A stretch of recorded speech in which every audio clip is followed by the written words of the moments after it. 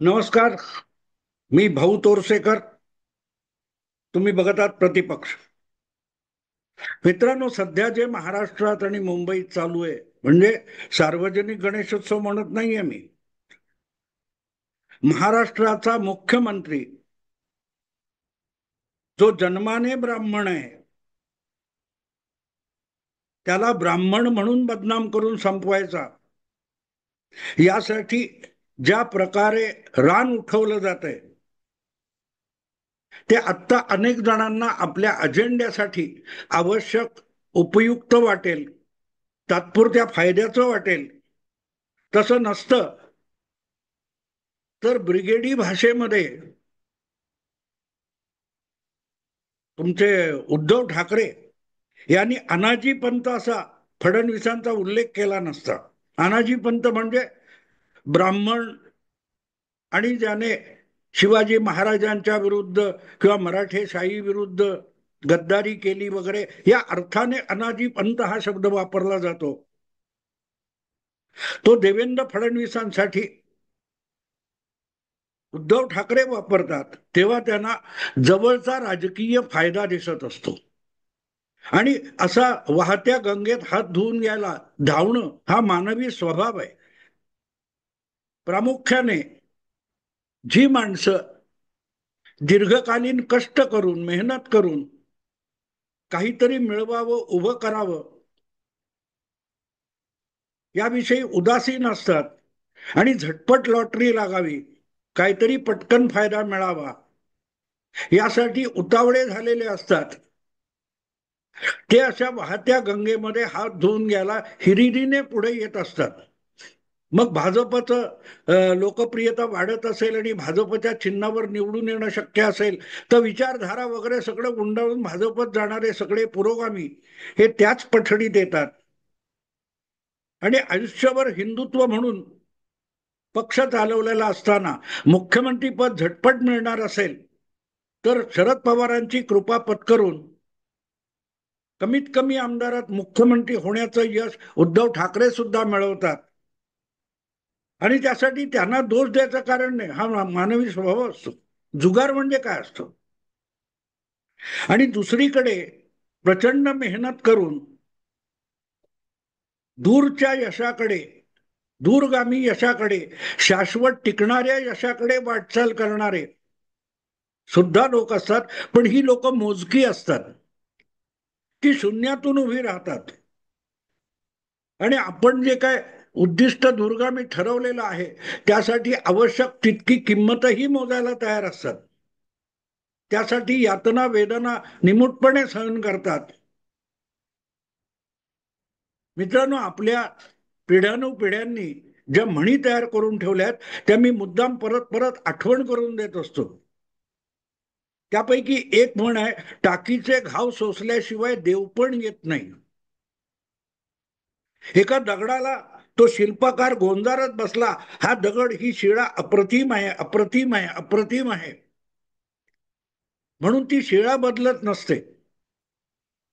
त्या शिळेला फार बरं वाटू शकतं की बा, ती शिळा जर संवेदनशील असेल तर त्या शिळेला, त्या दगडाला कौतुक वाटेल की हा शिल्पकार चिन्नी हातोडी असताना सुद्धा मला गोंजारत बसतोय, मला यातना होणार नाही याची त्याला काळजी आहे, म्हणून तुम्हाला तो शिल्पकार महान वाटेल. पण तो तुम्हाला दगडच ठेवतो हे लक्षात घ्या. आणि दुसरीकडे एक शिल्पकार त्या दगडातून एक मूर्ती घडवतो आणि त्या शिल्पकाराची छिन्नी हातोडी असते, तिचे घाव, ती शिळा किंवा तो दगड सहन करतो, त्यातून जी मूर्ती तयार होती ती हजारो वर्ष टिकते. एक संस्कृती, एक इतिहासाचं पुढल्या काळातलं पुरावा म्हणून उभी राहते.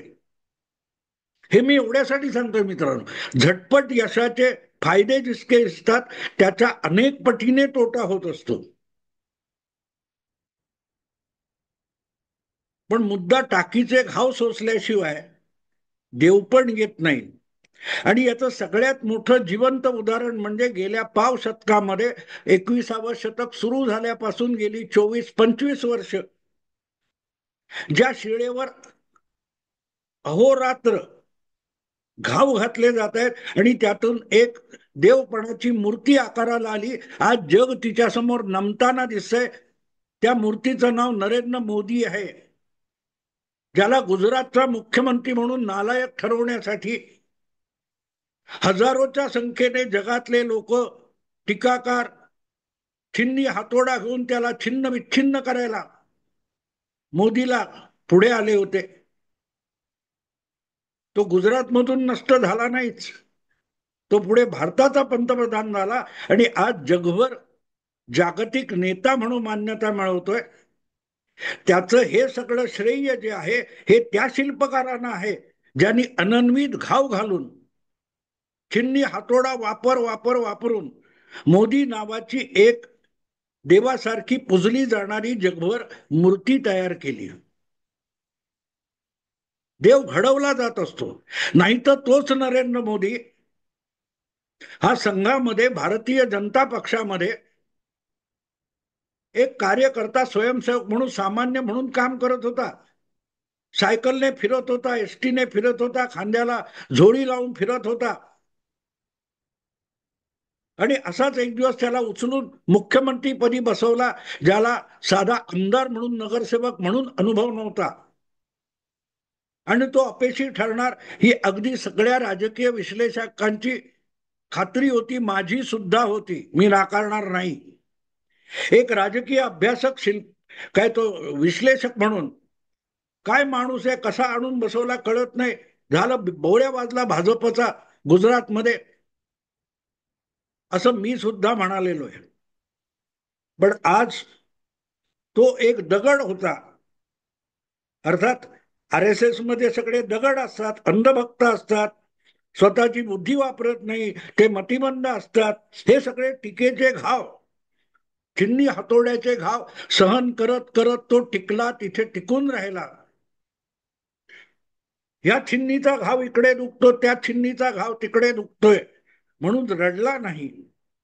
ते मुख्यमंत्री पद सांभाळता सांभाळता प्रशासनाचा, राजकारणाचा, राजकीय गणिताचा, समीकरणाचा अनुभव घेत घेत घेत नरेंद्र मोदी कुठे पोहोचलाय हे तुमच्या डोळ्यासमोर आहे. अजूनही ते घाव घालणारे आहेत, त्यांचं समाधान झालेलं नाही. त्यांना जणू काय मोदींना दुनियेतला सगळ्यात अजरामर असा राजकीय नेता बनवायचंय म्हणून ती टीका अखंड चालू आहे. आणि अशा वेळेला देशभरच्या सर्व भाषेतल्या, सगळ्या प्रदेशातल्या आणि सगळ्या विद्यापीठातल्या, सगळ्या मीडियामधल्या विद्वानांना, संपादकांना एक प्रश्न पडलाय की मोदी मोदी ठीक आहे, पण मोदी नंतर काय? ज्या वेळेला मोदी संपेल तेव्हा काय? आपले महाराष्ट्रातले सर्वात बुद्धिमान संपादक निखिल, आपला सॉरी कुमार केतकर, त्यांनी तर भविष्यवाणी करून टाकली, ज्या दिवशी मोदी सत्तेवरून जाईल किंवा मोदी संपेल त्या दिवशी भाजप शिल्लक उरणार नाही. केतकर एक गोष्ट विसरतात की संघाने मोदीला घडवलेला नाही, संघाने एक स्वयंसेवक तयार केला. तुमच्यासारख्या शिल्पकारांनी, छिन्नी हातोडे होऊन घाव घालणाऱ्यांनी नरेंद्र मोदी नावाचं एक दैवत भारतीयांसाठी आणि संघाच्या स्वयंसेवकांसाठी, हिंदुत्वासाठी उभं केलं. आणि त्याच्यानंतर काय याची चिंता करत करत केतकर सुद्धा एक नवा मोदी घडवत आहेत. केतकर किंवा केतकर यांच्यासारखे अनेक सेक्युलर विचारवंत, बुद्धिमंत, टीकाकार, निंदक आज महाराष्ट्रामध्ये एक नवा नरेंद्र मोदी घडवत आहे. अजून ती शिळा ओबड धोबड आहे, अजून तिला नेमका दैवत्वाचा आकार आलेला नाही, पण त्यातून देव घडू शकेल असा एक ओबड धोबड आकार तयार झालाय. त्याला आज जग नरेंद्र मोदी म्हणायला तयार नाही, दुसरा नरेंद्र मोदी, पुढचा नरेंद्र मोदी असं म्हणायला तयार नाही. ते चिंता करतायत की मोदी गेला तर पुढचा कोण असेल, नाहीतर भाजप संपेल. ही चिंता भाजप विरोधकांना जास्त आहे, म्हणून मोदी नंतर कोण, ही चर्चा तावातावाने, आवेशात आणि जोरदार चालू असते. पण हेच मूर्ख लोक मिळेल तो दगड शोधतात संघातला एखादा कोपऱ्यात पडलेला दगड शोधतात आणि त्याच्यावर छिन्नी हातोडा असा चालवायला लागतात की आपण एक नवा नरेंद्र मोदी घडवतोय याचं त्यांना भान नसतं. आणि म्हणून गुजरात मधून निघालेला नरेंद्र मोदी देशाचा पंतप्रधान होऊन जागतिक नेता होऊन बसला. त्याच्या जागी कोण ही चिंता करताना तुम्ही आपली छिन्नी हातोडी कुठे वापरता इकडे तुमचं लक्ष राहिलेलं नाही. पण तरीही ती छिन्नी हातोडी चालवताना तुम्ही एक जो ओबड धोबड आकार तयार केलाय त्याचं नाव नरेंद्र नाही तर त्याचं नाव देवेंद्र आहे. मित्रांनो, जरांगे पाटलांचं मराठा आंदोलन असो की आणखीन काय आरोप असोत, महाराष्ट्रामध्ये देवेंद्र फडणवीस हा गेली 10 वर्ष अखंड अशा निंदक टीकाकार पुरोगामी सेक्युलर लोकांचा, शिल्पकारांचा टार्गेट झालेला आहे. पण ते टार्गेट करता करता ज्याला एक वकील, एक नगरसेवक आणि एक महापौर एका नागपूर सारख्या शहराचा एवढाच अनुभव ज्याच्या गाठीशी होता आणि 1-2 टर्मचा आमदार एवढाच अनुभव ज्याच्या गाठीशी होता, अशा देवेंद्र फडणवीस नावाच्या एका ओबड धोबड दगडाला, शिळेला आपण टीका करण्या इतक्याच लायकीचा मुख्यमंत्री बनवून टाकलं. वसंतराव नाईक यांच्या नंतर म्हणजे 74 नंतर जवळजवळ 40-45 वर्षानंतर महाराष्ट्राला आपली टर्म पूर्ण करणारा पहिला मुख्यमंत्री मिळाला आणि त्याचं श्रेय या सगळ्या देवेंद्र फडणवीसांच्या टीकाकाराला आहेत. हे देवेंद्र फडणवीस बिचारे कधी बोलणार नाहीत.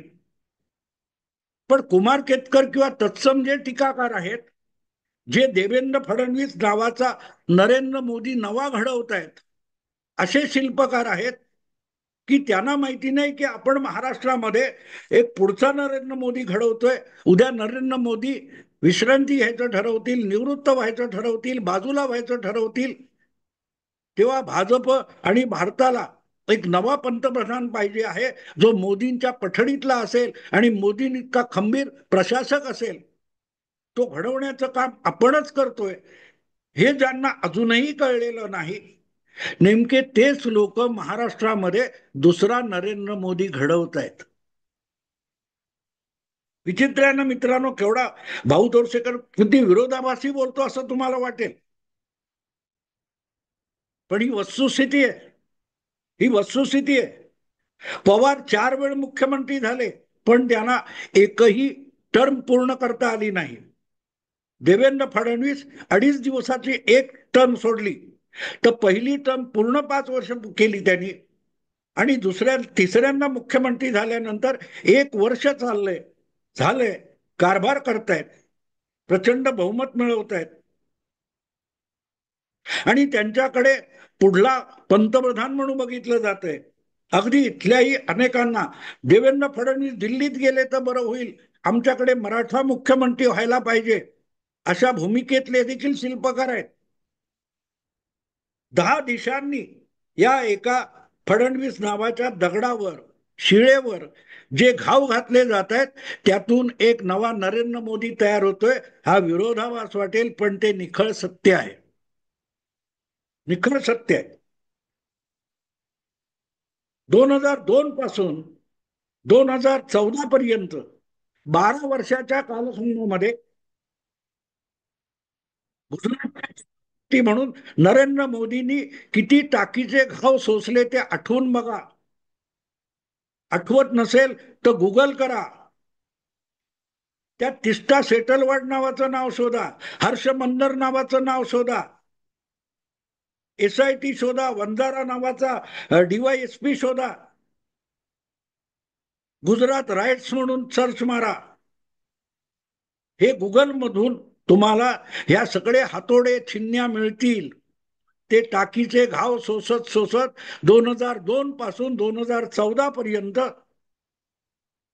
एका मुख्यमंत्री जो दगडाचा होता त्याला एक पंतप्रधानाची मूर्ती बनवण्याचा पराक्रम मोदींच्या कट्टर टीकाकारांनी, विरोधकांनी केला.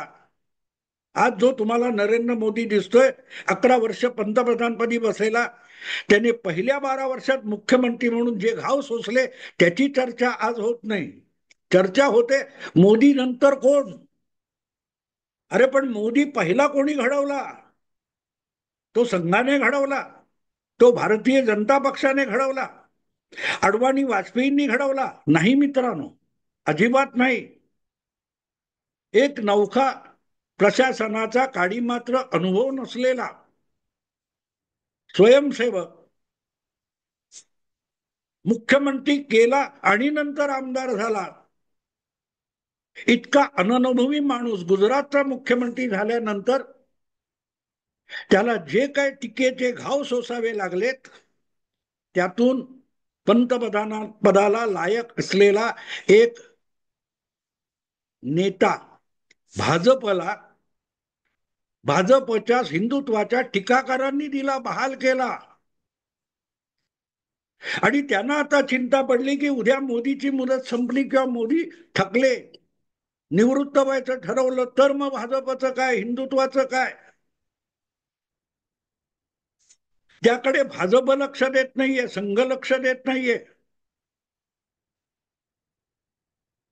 त्याची चिंता भाजपला किंवा संघाला आहे, त्यापेक्षा संघाच्या हिंदुत्वाच्या विरोधकांना दुसरा मोदी उभा केला पाहिजे, कारण उद्या मोदी थकतील याची चिंता या विरोधकांना आहे. आणि त्यातून महाराष्ट्रामध्ये हा दुसरा नरेंद्र मोदी घडवला जातोय, ज्याचं आजचं नाव देवेंद्र आहे. विचित्र वाटतं ना मित्रांनो ऐकायला. पण नौखा नरेंद्र मोदी थेट मुख्यमंत्री झाला. कधीही मंत्री किंवा फारसा अनुभव नसलेला देवेंद्र पण मुख्यमंत्री झाला. आणि ज्या प्रकारे त्याने हळूहळू करत अख्ख्या महाराष्ट्रावर आपलं गारूड निर्माण केलेलं आहे, योगायोग आणखी आहे. पटेल, गुजर, ठाकूर अशा नानाविध जाती पाती गुजरातमध्ये सुद्धा आहेत.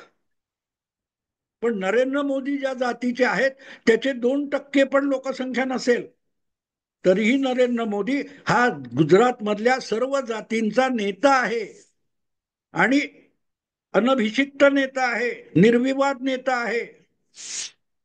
त्याच्या विरुद्ध अगदी पटेलांचं आंदोलन पासून सगळं सगळं दलितांचं आंदोलन, तो जिग्नेश मेवानी, सगळे खेळ झाले, काही उपयोग झाला का? नाही. आणखीन तरारी आली त्या मूर्तीमध्ये, अधिक तेज आलं त्या मूर्तीमध्ये. आणि दुसरीकडे बघा, ब्राह्मण महाराष्ट्रात आहे किती हो, किती अल्पसंख्य, किती नगण्य.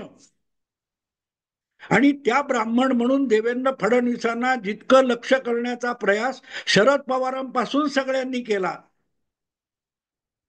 त्यातून सगळ्या महाराष्ट्रावर ज्याचं एकछत्री नेतृत्व सगळ्या जातींमध्ये स्वीकारलं जात आहे, असा एक नेता महाराष्ट्राला मिळाला, त्याचं नाव देवेंद्र आहे. तो पल्ला शरद पवार स्ट्रॉंग मराठा होऊन गाठू शकले नाहीत. कुठल्याही आजवरच्या नेत्यांना तिथपर्यंत पोहोचता आलं नाही. असा सर्व जातींची मतं मिळवून, सर्व जातींच्या सदिच्छा मिळवून आपलं पॅन महाराष्ट्र व्यापी नेतृत्व प्रस्थापित करणारा देवेंद्र फडणवीस हा त्याच्या आई वडिलांनी घडवला, संघाने घडवला, भाजपने घडवला नाही. त्यांच्या कट्टर विरोधकांनी, हिंदुत्व विरोधकांनी, संघ भाजपा विरोधकांनी जे टाकीचे घाव घातले, जी संकट उभी केली, त्या प्रत्येक संकटावर, त्या प्रत्येक अडथळ्यावर मात करत करत देवेंद्र फडणवीस इथे येऊन पोहोचलाय.